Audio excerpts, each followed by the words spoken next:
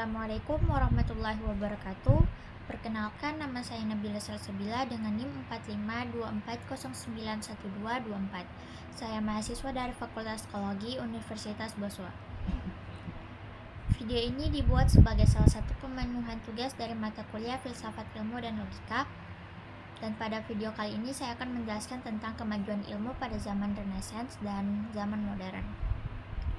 Zaman Renaissance ini terjadi perubahan yang signifikan seperti pemikiran reformasi dan perkembangan humanisme. Leonardo da Vinci merupakan tokoh yang serba bisa pada masa itu. Penemuan percetakan dan penemuan benua baru oleh Columbus yang mendorong kemajuan ilmu. Tidak hanya itu, ahli perbintangan seperti Copernicus dan Galileo menjadi dasar astronomi modern dan merupakan pemikiran titik balik dalam pemikiran ilmu dan filsafat. Orang-orang beranggapan bahwa zaman modern hanyalah perluasan dari zaman Renaissance, akan tetapi pemikiran ilmiah yang membawa manusia maju lebih cepat. Pada zaman Renaissance, orang-orang barat pikirannya itu mulai terbuka dan melepaskan diri dari otoritas gereja. Copernicus dan Bacon adalah tokoh utama dalam pergeseran pemikiran. Copernicus sendiri ia seorang tokoh gereja ortodoks yang menemukan bahwa matahari berada di pusat jagat raya dan bumi memiliki dua macam gerak yang dinamakannya dengan heliocentrisme. Sementara gereja menolak konsep tersebut karena gereja tetap mempertahankan konsepnya, yaitu geosentrisme yang melihat bumi sebagai pusat jagat raya. Perdebatan ini mencerminkan konflik antara ilmu pengetahuan dan agama pada masa itu. Sementara itu, Bacon dianggap sebagai pelopor filsafat ilmu dengan ungkapan knowledge is power. Berikut beberapa bukti pernyataannya. Yang pertama, mesin menghasilkan kemenangan dan perang modern. Kedua, kompas membantu manusia untuk mengarungi samudra. Ketiga, percetakan yang mempercepat penyebaran ilmu. Penemuan-penemuan tadi itu memengaruhi banyak ilmuwan seperti Tycho Brahe dan Johannes Kepler. Tycho Brahe itu seorang bangsawan yang tertarik pada bidang astronomi, yang karena ketertarikannya ini membuat alat-alat raksasa untuk mengamati bintang dengan teliti. Ia mulai penelitiannya itu pada tahun 572 dengan munculnya bintang baru di gugus Cassiopeia, atau bahasa modernnya itu supernova.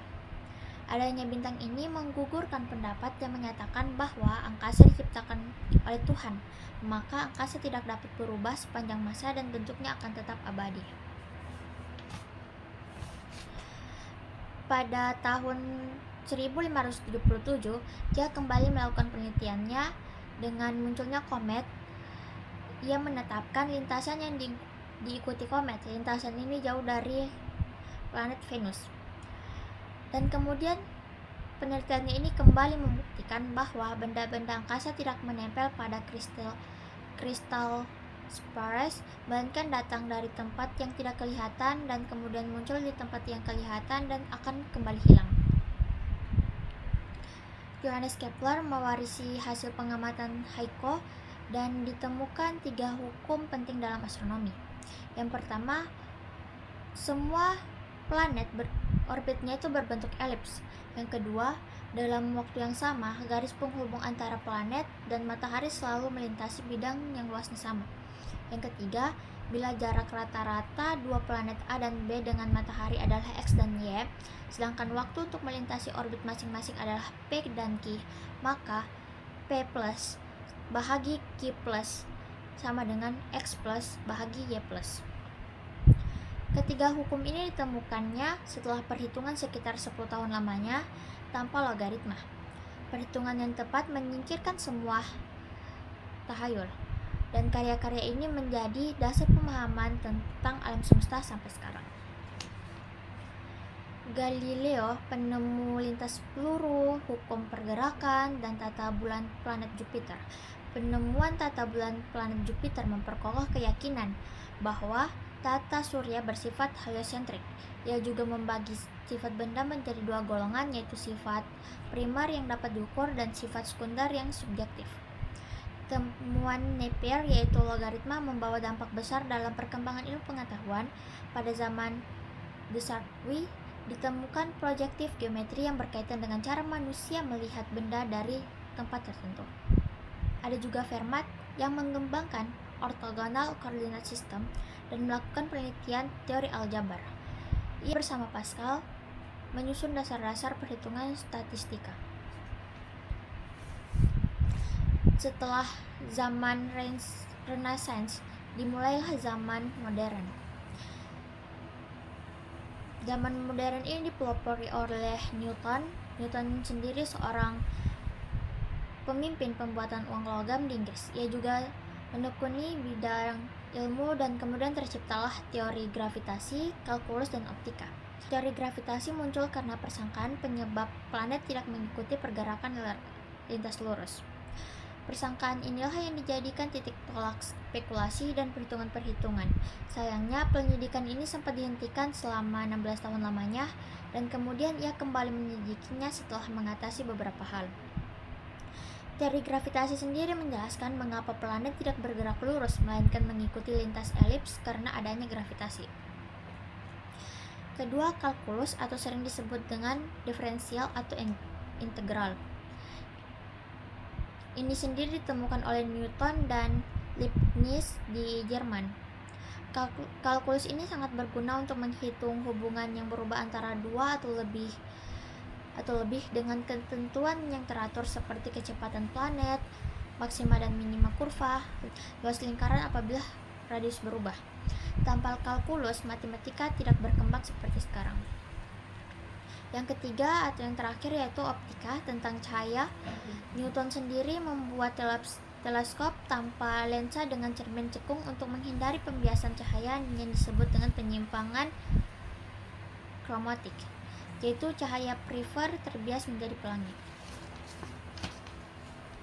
Setelah masa Newton, yang dimana ilmu berkembang hanya pada bidang fisika, matematika, astronomi, pada masa berikutnya ilmu berkembang pada bidang kimia.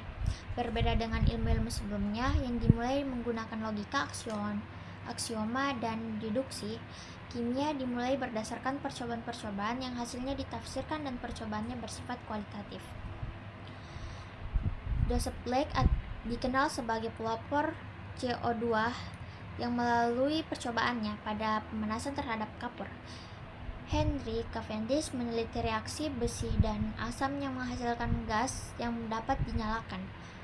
Joseph Priestley ia menemukan 9 macam gas seperti oksigen yang dapat dihasilkan oleh tanaman. Dan Antonin Laurent Lavoisier melakukan percobaan berdasarkan timbangan bahan-bahan sebelum dan sesudahnya percobaan yang bersifat kumulatif dan berpindah ke lapangan yang bersifat kuantitatif. Kemudian, penemuan mesin tanpa dasar ilmiah pada zaman yang sama, seperti mesin uap, mendasari revolusi industri di Eropa. Penemuan ini dijadikan dasar percobaan dalam laboratorium yang menghasilkan hukum dan rumus empiris dan mendukung perkembangan teoritis selanjutnya. Selanjutnya, percobaan yang dilakukan oleh Proust mengenai atom hingga menciptakan perbandingan tetap, dan John Dalton penemuan teori atom, yang kemudian teori atom ini digunakan dalam ilmu kimia. Frederick Walter menemukan sintesis urea.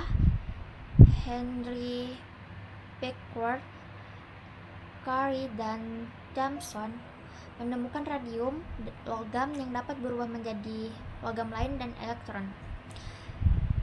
Penemuan ini meruntuhkan teori bahwa atom tidak dapat berubah dan bersifat kekal. Penemuan-penemuan tadi membuka jalan ilmu kimia fisika, yaitu fisika nuklir.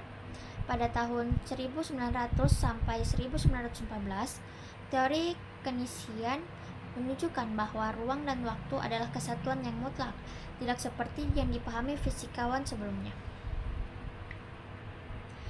Revolusi yang terjadi di Inggris memicu pergeseran ke masyarakat industri modern, mana James Watt menemukan mesin uap alat tenun yang menjadikan Inggris penghasil tekstil terbesar yang kemudian diikuti Amerika dan Jepang. Pada abad ke-19, penemuan terbesar adalah planet Neptunus. Pada abad ke-20 terjadi perkembangan luas ilmu pasti, ilmu kimia, fisika, biokimia, astronomi, dan biologi. Sementara itu ada juga ekonomi, psikologi, dan sosiologi yang mulai berkembang. Penemuan planet Pluto pada tahun 1930 merupakan salah satu perkembangan astronomi. Ilmu yang berbasis rasionalisme dan empirisme dengan perkembangan pemikiran manusia yang sangat maju dan metode penelitian yang berkembang, manusia dapat menjawab banyak pertanyaan bukan lagi menggunakan mitos. Menurut Auguste Comte, dalam evaluasi manusia setelah tahap mitos, manusia berkembang dalam tahap filsafat, di mana rasio mulai terbentuk tetapi belum berpikir secara objektif. Auguste Comte sendiri membagi 3 tahap evaluasi manusia. Yang pertama yaitu tahap teologis, fenomena dijelaskan secara mistis, sementara tahap filsafat pemikiran menuju prinsip-prinsip tertinggi, dan tahap positiviste, manusia membatasi penelitian ilmiah pada fakta dan mengandalkan observasi empiris. Pada zaman modern, filsafat dari berbagai aliran muncul dengan ciri khas yang mencakup pemikiran filsafat Sufisme Yunani. Beberapa paham yang dominan termasuk rasionalisme, idealisme, dan empirisme.